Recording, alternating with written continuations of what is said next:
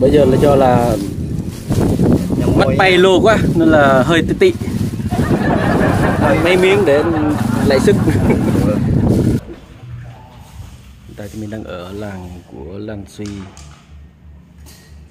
và đang tìm kiếm idol thịt chó thịt mèo, nhưng mà hiện tại thì idol đi nhậu rồi, không thấy.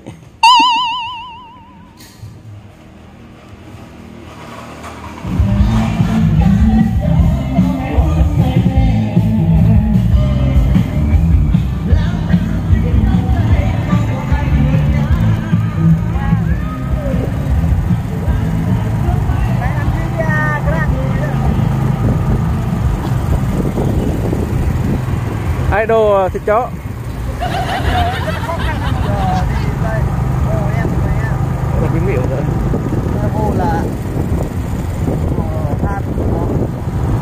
Hiện tại thì mình đang đi theo Khét TV và idol thịt chó thịt mèo thì qua Yagrang. Lần đầu tiên qua Yagrang nha mọi người.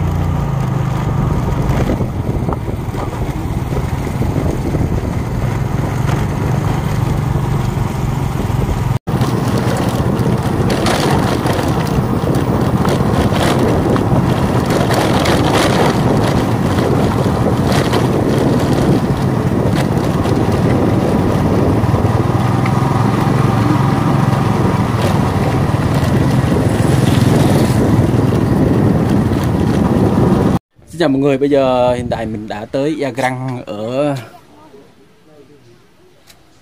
xã Yaglay, huyện Chư Sê và gặp gỡ một số idol YouTube.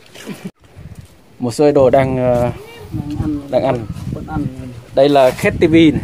Chào tất cả mọi người. Đang ăn quả tao này. Lan Suy. Chào mọi người nhá. Đây đang ăn này. Và đặc biệt đây là idol thịt chó thịt mèo. Min. Siêu Min Đang chấm muối. Đúng rồi. Hay tôi tị vậy? Hả? Tôi tị. Thế nữa anh Siêu Min sẽ cover chúng ta một số bài hát rất là đặc biệt, chỉ có anh ấy sáng tác. Anh em đã chuẩn bị một số đồ ăn. Đây là vịt chứ. Vịt chứ. Vịt luộc, mắm muối, táo mật. Mời trước đi. idol. Bây giờ là do là mắt bay lô quá nên là hơi tị mấy miếng để lại sức. Giá mâm này là thằng ra bắt xin rồi. Nhưng bà em bị đi là phụ thìn lại từ men bị từ men mình men ở đây eo cái hem đúng chắc là đẹp thôi. Hem tạm ba chăn tao tội đổi chung đi. Này nè đổi chung cả bịp. Ô hết cả gà tổ lại. Mình uống nhỉ, nước ngọt. Nước ngọt. Mình bỏ rượu đi ăn. Nhưng bay hết ơi. Nhưng mà hết tình bị thao vặt. Tí có lèn. Lấy ngàn như bị nằm nhà chứ cái chọc. Tứng năm này nè. Uống sang giờ. Uống qua đến 12 giờ. 12 giờ. Chút. Giờ đang rung tay. Đang rung tay. Tại xe. Ăn nha. Nhưng mà ăn rồi vẫn là còn rung. Ăn rồi còn rung.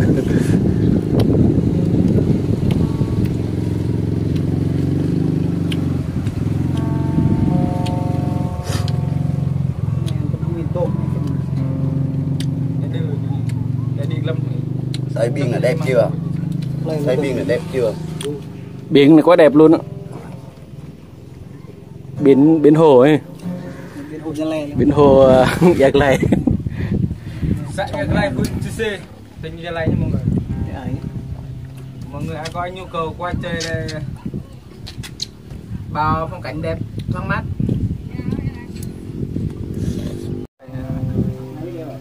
Mưa ngang qua. Nguồn thông chân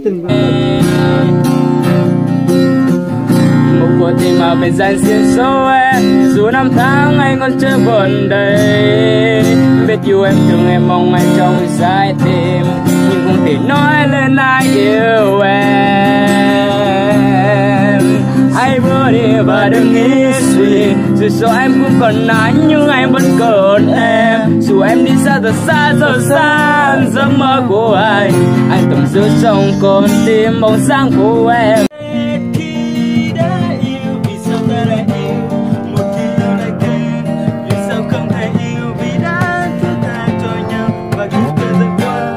Rồi khi cơn mong tan, thật lòng anh chỉ muốn nói anh nhớ em nhiều.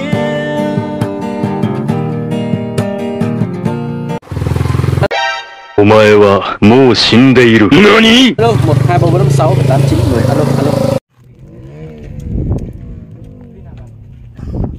Đang ngồi dưới chỗ Yagrang.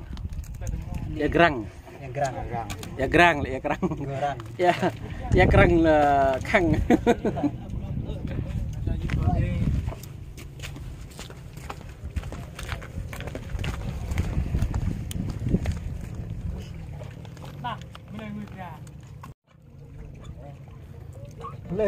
Thanh niên lỗi thanh niên bao bơi thì thanh niên hỏi thanh niên có ở Đồng Nai Bình Dương.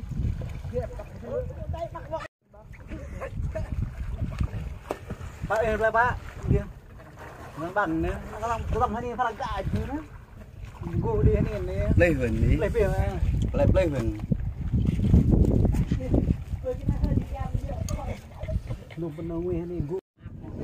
Thanh niên ở đây thì rất là nhiều, đi xe rú ga nhiều nha các bạn. Mỗi người một chiếc xe chở thêm các cô gái.